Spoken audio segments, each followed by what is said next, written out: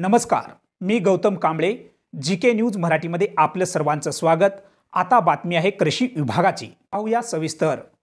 किनवट आदिवासी बहुल भागातील निजपूर येथे राज्य पुरस्कार सोयाबीन उत्पादकता वाढ व मूल्य साखळी विकास कार्यक्रमाअंतर्गत चौथ्या शेती शाळेचे आयोजन करण्यात आले असता शेती शाळेच्या सुरुवातीला प्रथम गावातील प्रतिष्ठित नागरिक तसेच शेतकरी यांच्यासोबत टाळ मृदुगांच्या गजरात कृषी विभाग आहे खूपच भारी, सर्व योजना सांगते घरोघरी, महाराष्ट्र शासन आले आपल्या गावी, चला हो चला तुम्ही शेती शाळेला चला, काहीतरी मिळेल शिकायला, चला हो चला तुम्ही शेती शाळेला चला, अशा प्रकारे शेती शाळेचे घोषवाक्य देत भव्य मिरवणूक काढण्यात आली.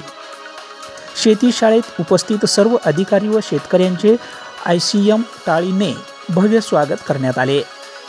याप्रसंगी कृषी सहायिका JS गीते यांनी फवारणी करताना घ्यावयाची काळजी, कीटकनाशकामुळे मानवी शरीरावर होणारे दुष्परिणाम, 5% निंबोळी अर्क कसे तयार करावे याविषयी सविस्तर महत्त्व पटवून देऊन माहिती प्रात्यक्षिकासहित शेती शाळेत करून दाखवण्यात आले.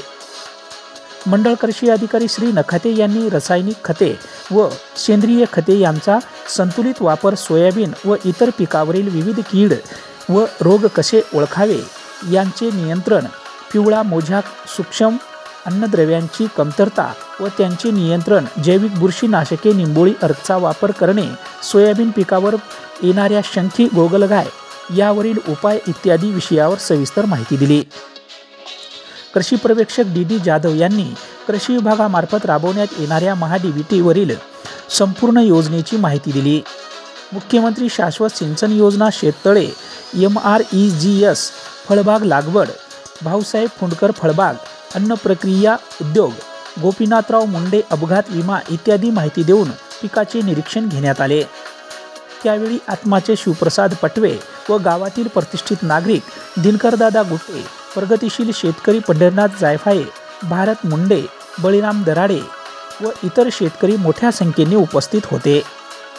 फवारणी करताना मानवी जीवनावर होणारा दुष्परिणाम याविषयी प्रात्यक्षिक वगनाट्य करताना मोलाची भूमिका बजावणारे राजगड येथील प्रकाश विठ्ठल डुकरे, निजपूर येथील विशाल केंद्रे, डॉक्टरची भूमिका करणारे बळीराम कांगणे, अच्युत केंद्रे सर उपस्थित होते. तर महाराष्ट्र शासन कृषी विभाग तालुका कृषी अधिकारी बालाजी मुंडे यांच्या अध्यक्षतेखाली हा कार्यक्रम घेण्यात आल्याची माहिती कृषी सहायिका JS गीते यांनीही माहिती दिली आहे. शेतकऱ्यांनी फवारणी करतेवेळेस घ्यावयाची काळजी यावर प्रत्यक्षरित्या वगनाट्यातून माहिती दिली. पाहूया सविस्तर. Bureau report, GK news, Kinwat, Nanded. Hello Prakash काका. हो बोला. चला की गावात कृषी सहाय्यक मॅडम आल्या. हो मला मार्गदर्शन करायला काम आहे, मला फवारणी करायची आहे. हो चला, विशेष फवारणीचं मार्गदर्शन करा. कृषी मॅडम आलेत, त्यांच्यासोबत दुसऱ्याचं पण साहेब आलेत. फवारणी करायची आहे बाबा. करा बरं तुम्ही, मी जाऊन येतो. हा बरं बरं. ए बाबा, ते औषध घेऊन ये ना, डबे घेऊन ये. बरं बरं बरं, आणायलो. हे घ्या बाबा.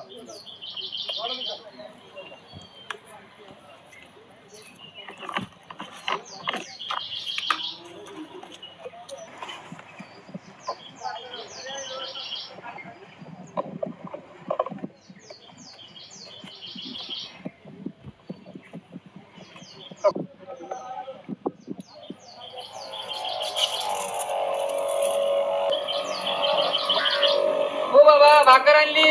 बरं बरं बरं बाबा. या बघ, या.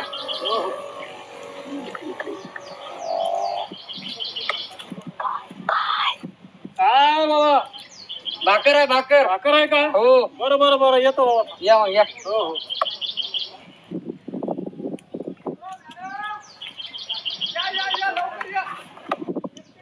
हे घ्या बाबा. हो दे बाबा दे.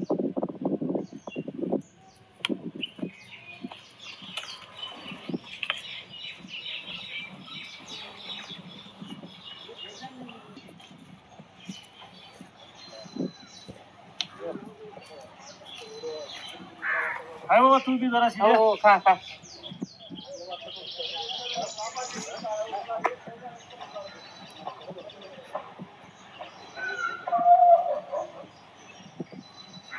दुखा लागलं रे बाबा. काय झालं बाबा?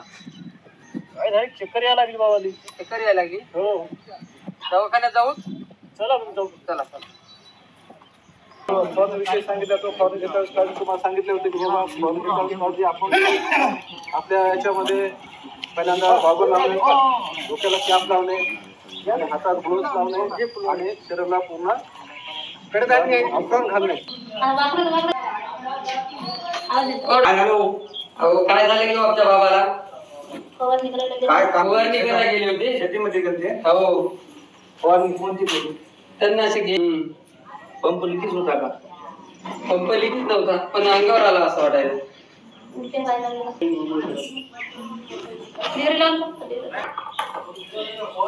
औषध देतो मला 2 दिवस बरं वाटलं.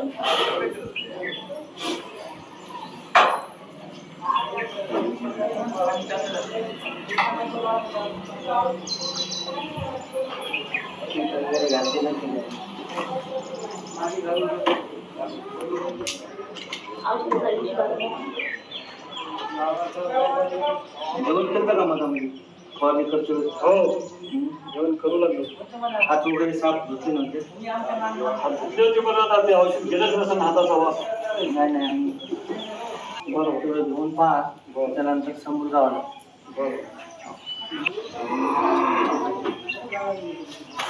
काकाजी बरं वाटते का आता? हो हो बरं वाटतं.